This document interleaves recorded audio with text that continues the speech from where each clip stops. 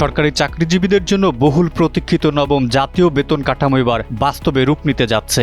আগামী ১ জুলাই থেকে নতুন এই বেতন কাঠামো কার্যকর করার নীতিগত সিদ্ধান্ত দিয়েছেন প্রধানমন্ত্রী তারেক রহমান।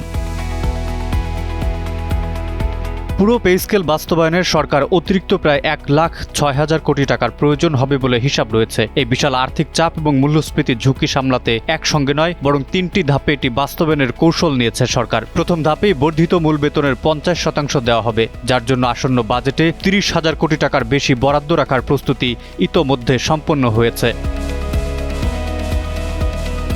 গত বুধ ও বৃহস্পতিবার সচিবালয়ের মন্ত্রিপরিষদ বিভাগে বাজেট সংক্রান্ত উচ্চ পর্যায়ের ধারাবাহিক বৈঠকে এই সিদ্ধান্ত নেওয়া হয়। টানা দুদিনের এই আলোচনায় অর্থমন্ত্রী আমির খসরু মাহমুদ চৌধুরী নতুন পে স্কেলের রূপরেখা, খাত ভিত্তিক বরাদ্দ এবং জাতীয় রাজস্ব বোর্ডের কর আহরণ সার্বিক চিত্র প্রধানমন্ত্রীর সামনে তুলে ধরেন।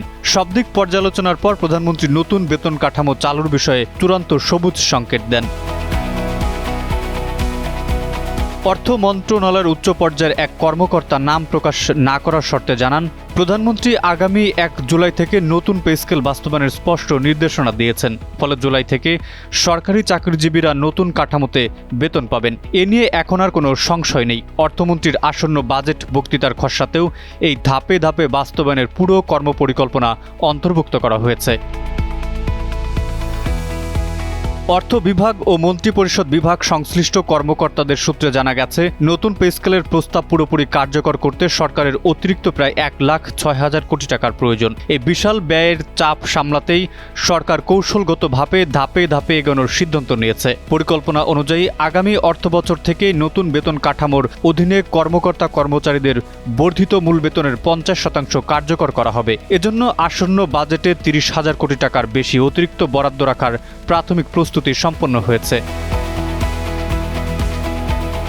দ্বিতীয় ধাপে মূল বেতনের বাকি ৫০% কার্যকর হবে এবং তৃতীয় ধাপে মূল বেতনের সঙ্গে বিভিন্ন আনুষঙ্গিক ভাতা ও অন্যান্য আর্থিক সুবিধা পুরোপুরি সমন্বয় করা হবে। সংশ্লিষ্ট কর্মকর্তারা মনে করছেন, ৩ বছরে ধাপে ধাপে বাস্তবায়নের ফলে দেশের সামগ্রিক বাজার মূল্যস্ফীতির উপর নতুন করে কোনো চাপ পড়বে না এবং সরকারের নগদ অর্থায়ন ব্যবস্থাপনাও অনেক সহজ হবে।